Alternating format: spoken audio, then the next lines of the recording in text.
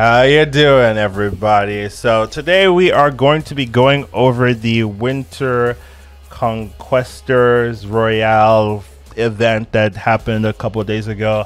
So we're just going to be doing some deck analysis, just kind of looking through all of the decks that were played and just kind of analyzing their thoughts, their strategies, that kind of thing, and just kind of what we can learn from this event. So let's get started. Hello, first I want to say this is part of an article I wrote for CCGHub.gg. I have an affiliate link if you want to use it. If not, whatever. But that's something that's interesting if you want to see the full article. It's like 20 pages, but that's because of pictures, you know, stuff like that. Take a look. If not, whatever. Let's move on. And first thing I do want to talk about is that every deck in this kind of tournament, in this event, is meta viable, so it's not like you're going to struggle or anything. You could pretty much pick any of these decks and you can do well, right? It's just that they're playing against each other, they're playing against lots of powerful players, so you know there's going to be a bigger showcase of deck weaknesses and just player skill, that kind of thing. Also, you know, you might want to say, hey, you know, blob meta came out, so all of these decks are not relevant. I think that is really just a flawed mentality, honestly, because even though Blob is a fun and powerful card, he's not statistically dominating the meta or anything like that. And I would definitely argue that the decks being played in this tournament will have a much more lasting impact on the metagame compared to like this temporary blob meta we have. So I think learning from this tournament, just like looking at what some of the best players in the world are utilizing and what they're thinking about, is something you should be, you know, taking advantage of whenever these events arise. And then as well, I kind of made the deck list all by myself. I looked through their VODs and stuff like that for the people that did have VODs. So I may have gotten like a card or two wrong. So if that did happen, I double checked, but if that did happen, you know, just be lenient there, you know. So those are the things I did want to say, but let's get started. All right, so let's talk about the event itself. You had 16 players and they had to build a deck using the deck builder. They would pick 2 cards, build a deck, then could replace 2 cards to finalize it, right? So honestly, there's no leniency. I think you made pretty much any meta relevant deck you wanted. So I'm not really judging like, oh my god, there's a weird card. That's something to be judged. And then you had an hour for the first round. Bottom 4 in the points as they played against each other would be eliminated. Then you have 30 minutes, bottom 4 would be eliminated, and 30 minutes, bottom 4 eliminated. Then you have the top 4. Top 4 would play into battle mode to determine the winner single elimination. So that's kind of the tournament structure there. We're going to be going from bottom up, so we're going to be looking at the top 16 and top 12, top 8, top 4, that kind of thing. So let's get started. First off, we have Spyro's deck. So he's running a generic bound shell with Werewolf by Night and Darkhawk as his main top end. And generally, this is a good list, right? We're going to be seeing that a lot. All the lists are pretty good. But when it comes to kind of this type of event, this type of format, right, I would say there are a couple of issues. So first thing off is that Rogue was like a popular card in this tournament, just generally due to the appearance of Miss Marvel. People are playing more ongoing stuff. So it kind of gives Darkhawk a pretty easy target. And when that's one of your big power cards, you just open up like a window where you can just get like run down, right? Because if you lose your Darkhawk, that's kind of game losing.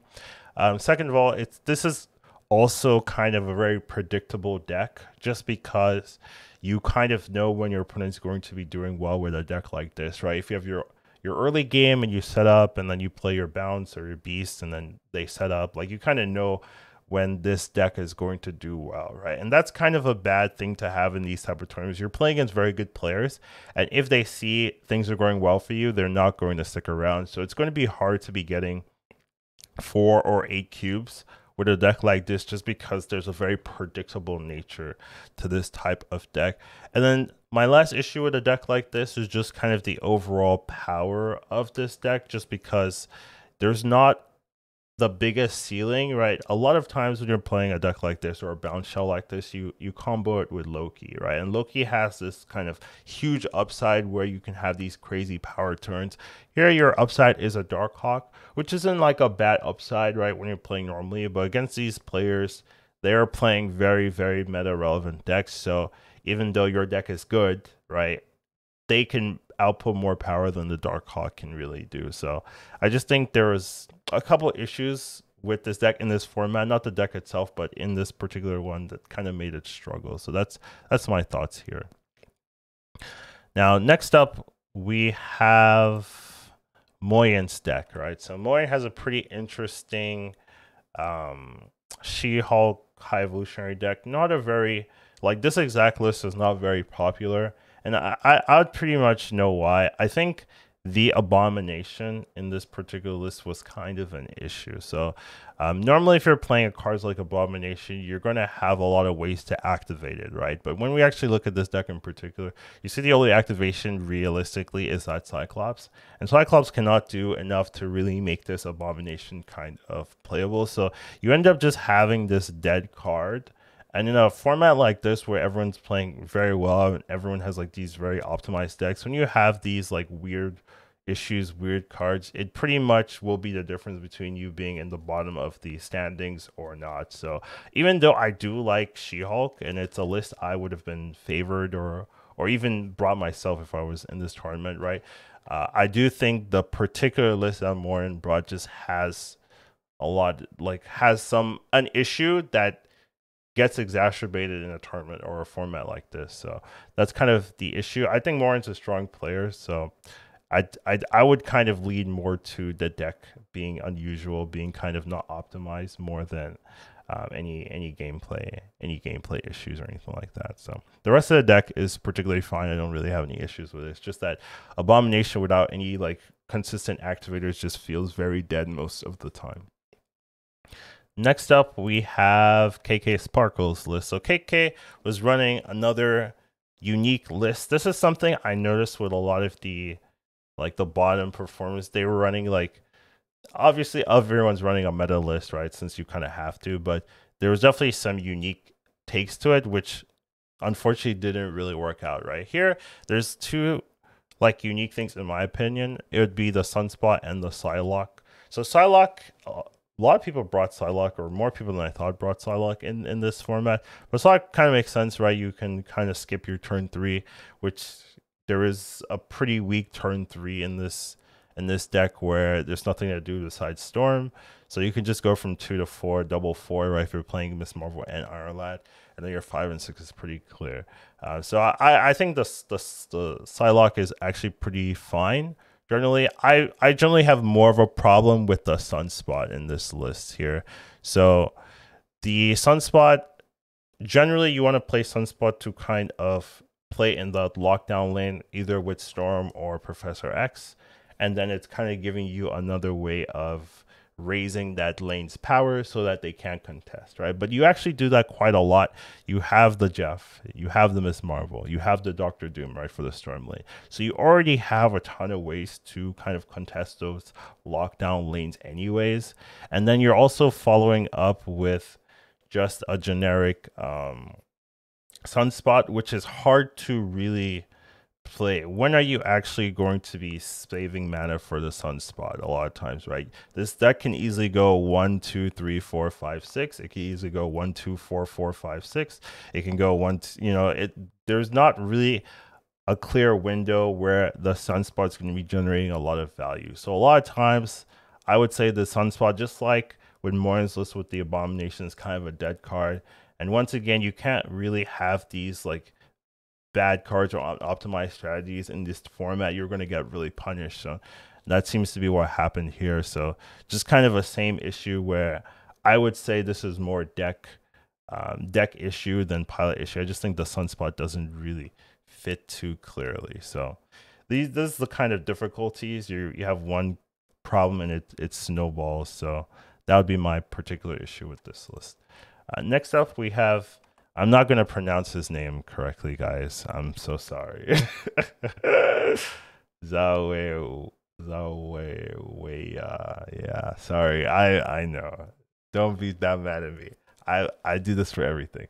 But yeah, we have his list. He's the only one playing Sebastian Shaw in the whole tournament, which I think is pretty cool. He also is running Gambit, which I'm a big fan of generally, but um, we can kind of see where Surfer can struggle in this meta game. So one of the generic things with Surfer that's sometimes a problem when it comes to events is that it's not the most consistent deck. You're kind of relying on Sarah, you're kind of relying on Surfer, you're kind of relying on hitting your shot, right? If you don't hit like Sarah, which you're gonna or Surfer, which you're gonna hit like 25% of the time, right? You're gonna be very much on the back foot in a lot of these games. So there's just some consistency issues with just playing Surfer in a tournament structure where the main goal is to be consistent, to get as many cubes as possible, to win as many points as possible. Another issue, right, same as the Darkhawk bounce list, is that when you're doing well, your opponent knows you're doing well, right? If you've got the perfect setup, plus you play Sarah on 5, right, and you're snapping, like they're going to leave because they know, oh, this guy hit everything. So that's another issue with these type of decks. They're just too telegraphed. You don't want a telegraphed deck, preferably if you can avoid it, unless it's just so much better than anything else you could be running. And then another issue is just the nature of this particular Surfer list itself. So generally when you are playing Surfer, a lot of the strengths of Surfer is that you get to run all these 3-cost tech cards that are super good, super powerful, like winning the game by themselves, right? Things like Goose, right? Goose not 3-cost, but Goose is really good, right? You're playing Okoye instead of Goose. Rogue, right? Rogue was a staple in this tournament, not in this particular list. Negasonic's pretty good. Juggernaut's pretty good. Sometimes we're running Storm as well. All these like Cosmo, all these tech cards that people like jam into Surfer decks. But because you're trying to build up your Shaw, you need to have room for Okoye. You need to have room for Nakia, right? Shaw itself. So instead of having all these tech cards to kind of deal with the matchups, now you're just a person that can be teched itself, right? Now Shadow King is really good into you. Shang-Chi can be really good into you. So normally when you're playing Surfer, you are the tech master. You're the one dictating, where things go. Now you can get teched into. You can get Shadow King. You can get Shang-Chi. Things like that. So it's kind of an issue in my opinion, especially in this type of event where people are very strong and people are very willing to use their text in that way, that you kind of lose the strength of playing a traditional Surfer deck. So that's kind of another issue I would have here. But overall, it's kind of a shame, right? This is a cool list to run with the Gambit inclusion. Just sometimes that's the nature of the meta game. If you're trying to do something different, it has to be like very very clearly strong in its own way, and I can really see that here. Next up, we have the top 12, right? So that's pretty cool. They passed the initial round, but couldn't get through the next like 30-minute segment. So first player we have here is Bynx.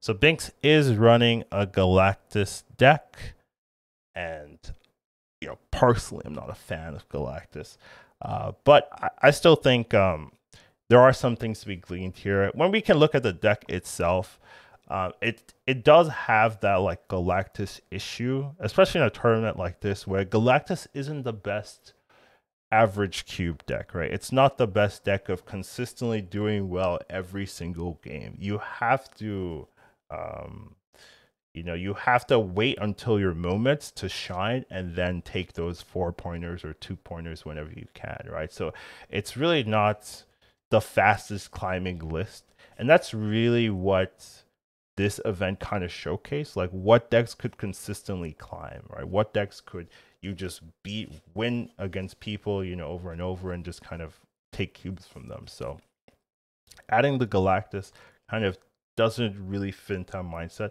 I wouldn't necessarily say this is a Galactus list anyways, right? This is more of a ramp list with a Galactus splash, but the Galactus does change the nature of the deck enough that you have to say it's more of a Galactus list than a ramp list. Though you could say it's a ramp list with a Galactus splash. That's more accurate, right? So just something to look at. Another thing to mention is that this format wasn't very, like, the format itself wasn't good for Galactus, but the nature of the structure also wasn't good, since after the first round he did get past the first round, but after the second round the pool is smaller, right? So during the first round, a lot of people aren't exactly knowing you're playing Galactus, but as the second round continues, people are like, oh, there's a Galactus list in the tournament or in the event. Let's be careful if someone's playing these Galactus type cards. So you have to, it kind of, you were able to catch people off guard initially, but afterwards, right, people are knowing, oh, I'm not going to be playing into this Galactus list that risky. I'll be careful. I'll make sure that we're not, setting ourselves for this weird problem scenario. So it's just kind of rough to play Galactus when the pool is just 12 people, right? Like, they're going to know what you're doing after the first game, the second game they play against you, and then it's just like, oh, it's a Galactus player, let's change our strategy. So it's just it was hard to perform well, I would say, in this tournament with a Galactus list. So it's kind of impressive to make it past the first round. Anyway, so you just have to give it to Bynx, like, piloting to make it through, even with some of the difficulties of the list that he picked, right? So next up, we have Braude, right? So Braude brought this like pretty interesting Zabu Absorbing Man deck list or so. So just this was a list that used to run Patriot, or like a version of this list used to run Patriot, but it kind of, due to the inclusion of Miss Marvel, a lot of people like forego the Patriot angle and just kind of relied on Miss Marvel being that big powerhouse play. So it's a pretty cool list with a lot of tech. You've got the Shadow King in. Absorbing Man can copy the Doctor Doom, is really like the coolest play if you haven't seen it before. And then you have just generic Zabu engine, right? So it's a good list, right? I don't really have any issues too much with the list itself. It's just I guess its main issue would be consistency at times, because you do need to hit the Zabu to have a good early game, or you need to hit Invisible Woman into Absorbing Man into Doctor Doom, right? Like, that's not super consistent, and a lot of decks just had a lot of good power, so it wasn't like you had this insane value if you were able to get the combo off. Some people could just like be bigger than you and you still lose, so it wasn't like guaranteed victory, but it's a fun deck, and it's a deck that's strong when it works, so I didn't really have any issues with it. He did also change the deck list, right? So this is the first person we're going to have that has two different decks. So he ended up swapping near the middle of it, ended up playing a lockdown list with Legion, right? So Legion, and he's also running Psylocke. So this is another player playing lockdown with Psylocke.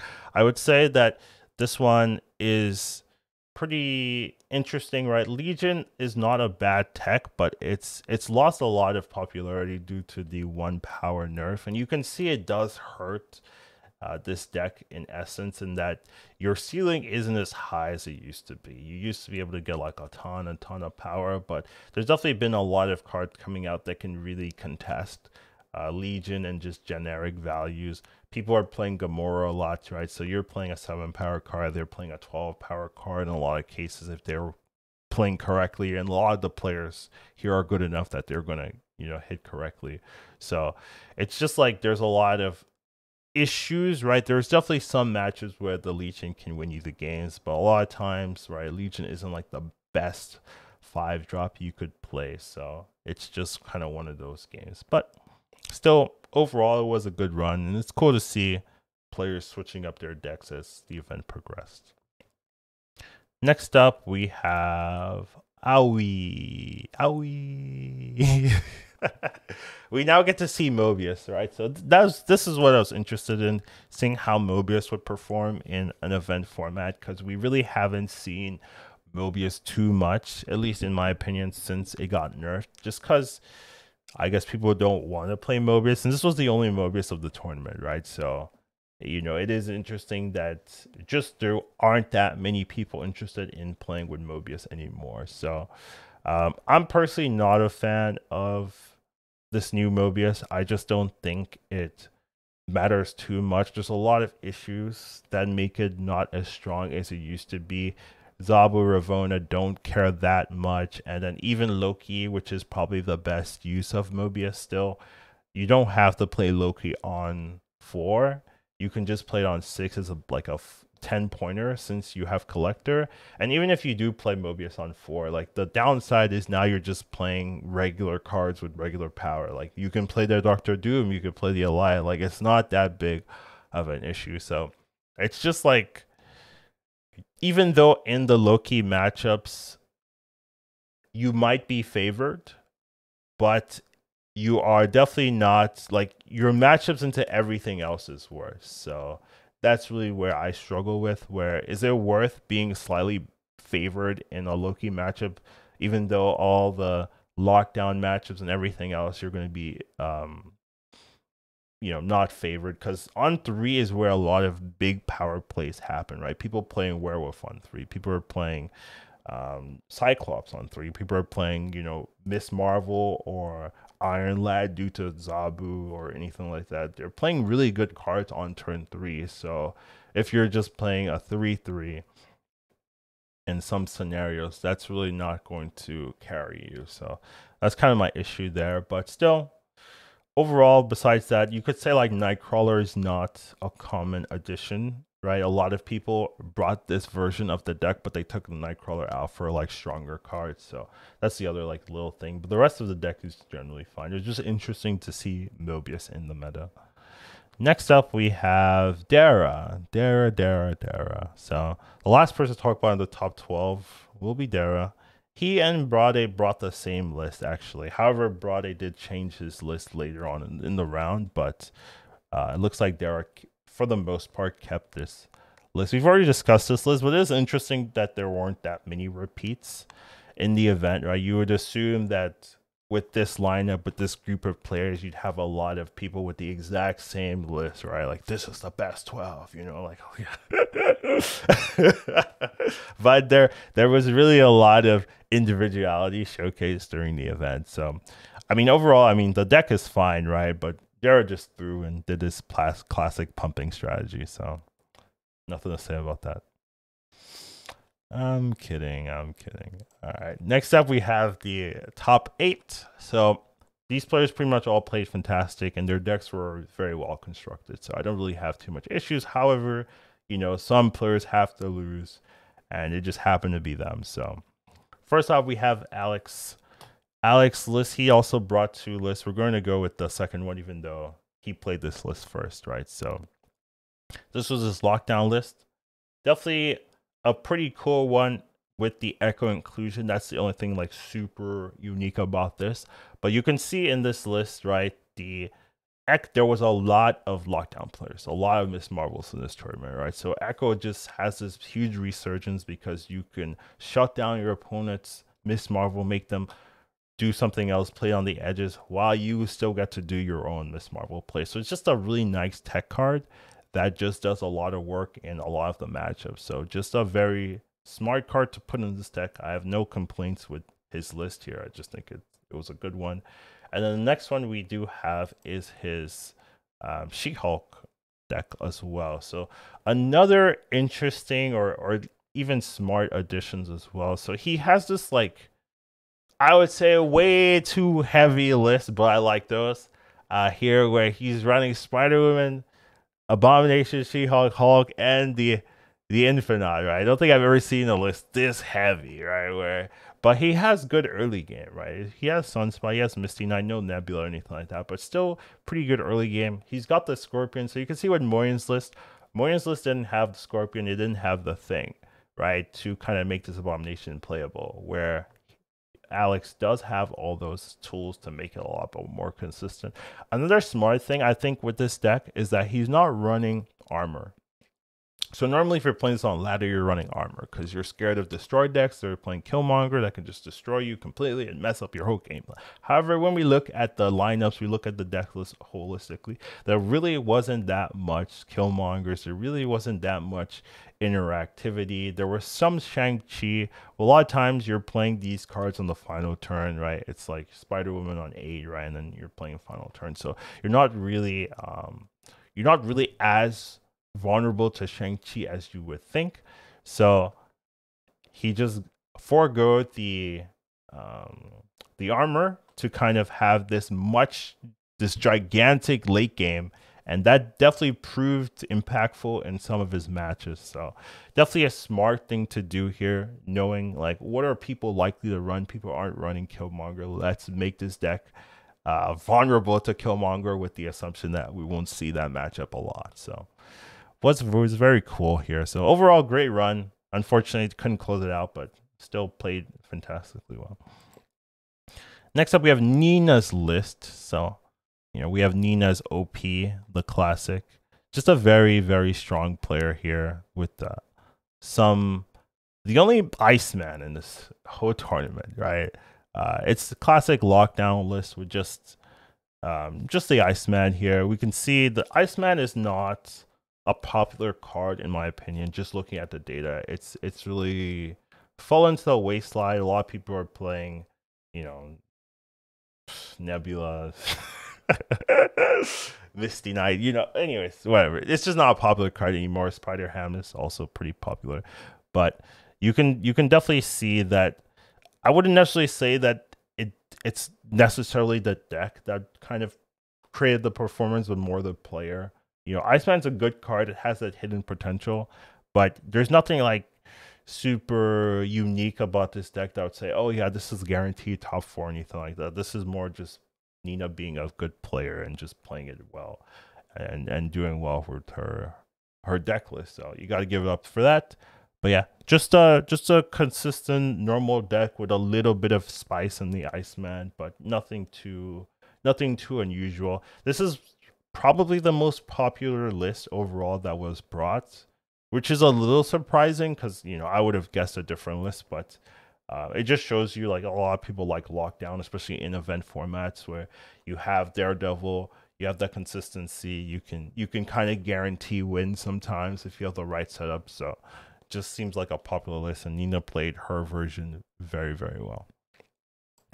Next up, we have, did I skip someone? I think I skipped someone real quick, so let me see. Yes, I did. All right, 1 second. All right, here we go. We've got Ordinary's list, and here we can see the first signs of destruction. Okay. We can see the first Loki list or the first Loki player. So I personally would have assumed there were more Lokis in the tournament, as it has been regarded as the best overall deck in the game for multiple months now, right? There's just a lot of powerful tools that Loki gets to utilize that just give him an inherent advantage, right? He gets to scout players' decks. He gets to add tech cards without consequences. You can just Loki it away. And he also gets variability in his game since he has a lot of card generation and card copying, right? So when it comes to climbing, when it comes to just having a wide, flexible deck list, Loki really shines in that kind of thing. So I will say, like, overall, no Loki player made worse than top 8, right? Like, that's impressive in itself, right? So it's just kind of showcases that players who made the right decision, picked the right deck, really got rewarded in this format, and really just showcase like that is maybe the most important skill to have, like being able to identify what is consistent, what's strong into this format, what can I play. And Ordinary Harry did make that right call. So very strong Loki list. Don't really have too many complaints about it in particular. The only complaint I have was that Harry changed his deck and he played Nimrod, the classic Destroyer Nimrod, the best deck in the game. Yeah, we're kidding, right? But yeah, he ended up switching to Nimrod. I'm not a Nimrod fan personally, so maybe there's some bias, but I just think that even though he played this Nimrod deck well, it's just I don't see how this deck would perform better than the Loki deck he's playing right now. Harry's a fun guy, and maybe he just wanted to play his Nimrod deck at the end. And I respect that completely, right? So, but you know, still a fantastic finish, right? Getting to top 8, and just, you know, you still have to play super well despite the whatever you're bringing, right? Even if you bring the best deck, if you play poorly, you're still going to do poorly. So, still very clean games from Harry here. And then next up, we have another low-key player. Who would have guessed, right? So, this one is piloted by Felicity. So her list, I believe, is exactly like Harry's list. They have the same list, right? If I'm correct, I believe they have the exact same list. So, you know, it just kind of showcases, you know, they had the right call, they had the right idea. Both being top 8, you could just definitely just see how impactful picking the right archetype is. So sometimes, right, when you're building decks like this for the format, you can struggle because you have an issue with your deck, right? Where you could see in some of the previous decks we talked about, there was this like one problematic card that made the deck like not as consistent or not as good as it could have been, right? Loki kind of fixes that issue. Even if you have a problematic card, you just Loki it away, so it doesn't really mess up your game flow, right? Like you could run bad cards. Like you could put a Galactus in this deck, right? Like, you know, instead of, I don't know, something else, right? Maybe I actually don't know what you would take out, like to Shang-Chi or something. You could put a Galactus, right? And you could still perform very well.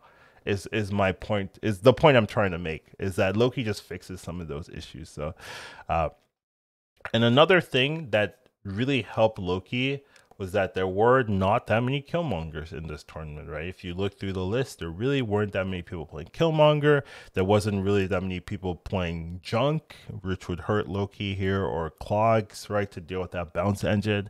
So it was just like a perfect tournament for Loki to dominate, and dominate it did. So it's just kind of an issue, or not an issue, or kind of like everyone thinking about, what should I run? What am I most comfortable with? And not really thinking about what is everyone else most comfortable with, and how can I mess with them? You know, not really. And I do think Junk is kind of somewhat hard to play and also somewhat hard to climb. So with the format, you could kind of also see like, oh, most people are not going to be playing Junk in this format, so let's just play the strongest deck, things like that. So, you know, still well done, well piloted, right? As I was saying, you have to be playing well to get into these top 8 positions. So very well done from Felicity.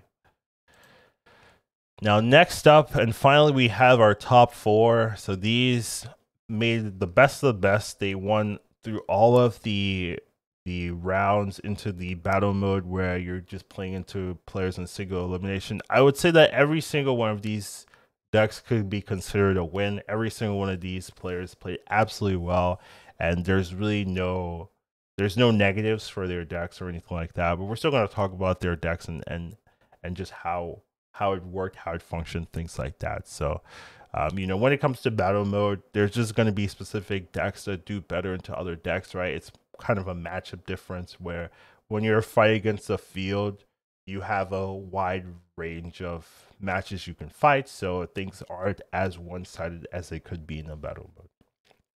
So our first list is another Loki list. Who would have guessed? Like, no surprise here. Attrix took a proactive approach, in my opinion, to this Loki archetype. Since he's running Cosmo, he's the only Cosmo player in this whole tournament, which is a big surprise. If you were, you know, if you were looking at this months ago, you'd be like, whoa, one Cosmo. But I would say that the meta is pretty dominated by ongoing centric game plans with Miss Marvel and things like that. So it kind of makes sense that Cosmo isn't as necessary, but Cosmo still is a very powerful effect that can definitely completely mess up game plans. So it's just kind of interesting that people aren't respecting or playing Cosmo as much as you would assume.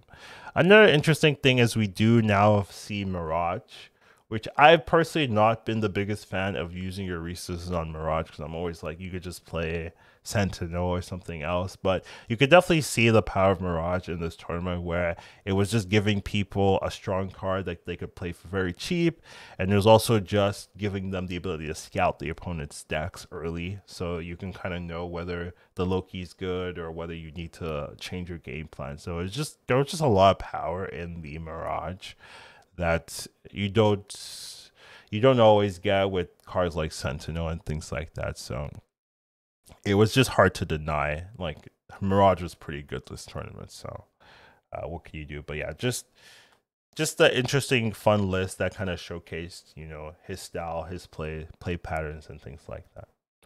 Next up, we have Johnson. So Johnson, in my opinion, had the most impressive run of this tournament.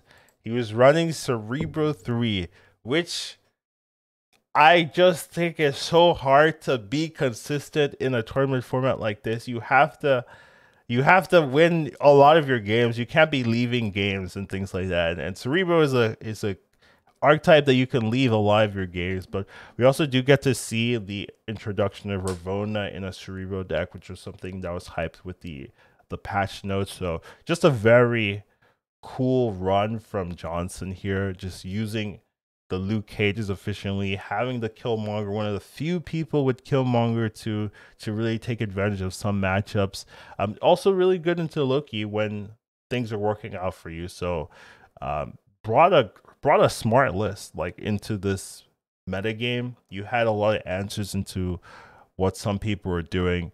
I will say, like, you're not like the strongest ongoing hate deck, but you have a lot of like other ways of dealing with pretty much anything else. So just there's a lot to learn, I would say, if you're a Cerebro fan, by watching his games, his perspectives. So just don't really have any issues or anything with the deck. Well done deck build, well done piloting, just like thumbs up from me here. So pretty cool to see. And now we have Ameno. So he also, in my opinion, brought a pretty unique list too. Brought a ramp list, like just a regular ramp list, like nothing spicy. Just, you know, regular vanilla ramp, and it actually did well. I do think there was a lot of like scenarios or a lot of setups that ended up being in his benefit when he brought this list. So first off, right, a lot of decks that were being played actually struggled into Sandman, right? So normally when you're playing ranked, sometimes you don't notice the Sandman doing anything, because you play Sandman and they just play like Doctor Doom or Blob or whatever. Like, they just play a 5 and a 6, right? A lot of people just have 5s and 6s. So it doesn't really hurt you, but there was a lot of Loki here, and a lot of Lokis, right? If you go like Electro into Sandman, right? A lot of times that's their turns when they play Beast. That's their turns when they play Falcon. If you can drop that Sandman right into those Beast Falcon turns, you've really messed up their whole game plan, right? So you have that kind of window to just dominate those matchups, as well as there was just a lot of Sarah. There was Zabu. People were playing Sarah and Zabu as well into the game. So you had those scenarios to just shut people down. Next, a lot of the decks in this tournament had pretty low top end. So a lot of times it was like Goliath and Doctor Doom, and that's it. That's your top end, right? So when it comes to playing Wave, right? If you play Wave, you're playing a 3/5, which is pretty powerful. Very likely you have priority. It means that they're Goliath. They can't play Goliath because it does nothing, because they don't have priority. And then you just have Doom, right? And if you play your Doom, that's it, right? So that's your biggest card. You put your Doom, it's over, right? But for you, if you play Doom, you have the Odin follow-up. So it's not like, oh, Doom, I'm done. It's like Doom, and then I'll set up Odin for the next turn. So you could just be bigger than some of the other players that you're playing into. So that was just nice as well. And then it just had that Daredevil. I just think Daredevil in events like this is very nice, because you can kind of guarantee cubes just by snapping on 5. It's just a fear tactic, like the ability to snap on 5, right, into someone that doesn't know exactly what you're doing after they've done their play is just so easy to get like 1 cube retreats, maybe 2 cubes retreats in some scenarios. So it's just had a lot of good matchups, as well as being able to play the lockdown game, right? So lockdown, just a very annoying archetype to have in your decks, right? Being able to just Professor X, you can't do anything, right? So there was just a lot of things done well in this deck, as well as being able to pilot very well that. So just a very smart deck in this tournament with a lot of surprising amount of answers to unique situations. So, you know, got to give it up to Ameno. So we have our final list. Who is surprised? Not many. It is Lamby series. So Lamby brought Loki. Of course he did, because Loki is the best, and Lamby, you know, is fine just playing the best list as long as he wins. So just ran a Loki list. I will say something unique is that no other Loki was playing Forge, and I think that makes no, like, I don't understand that personally, right? Like, but there wasn't any other Forge in the other 3 Loki lists that were brought. It's only Lamby running Forge, which is just like peculiar. But he does run Mirage, right? Which is, I would say, is a pretty unique tech. Honestly, it's not unique anymore after this tournament, because this is like the most popular Loki list now. So, you know, you got to give it up for dictating the meta here. But definitely, there's nothing too crazy, nothing too spicy about this. Just a consistent, strong deck with good tech answers, good piloting, right? That's all it takes, right, to win these tournaments. You need a good deck, good pilots, you know, good answers, right? Like, and you can win a tournament. So Lamby, one of the best plays in this game, just kind of utilizing all of Loki's strengths to dominate. So there's not too much to say with this one, right? Just good consistency here. So overall, it's a fun event. Not few hiccups. I would say, in terms of the event itself, right, just well run. I would say there weren't too many problems. You could say there were some issues after the first round in terms of queue times.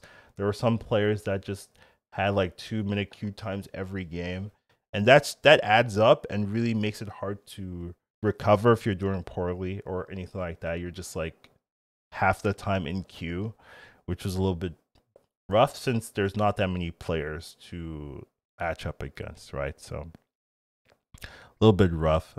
Some people just stopped playing at all, right?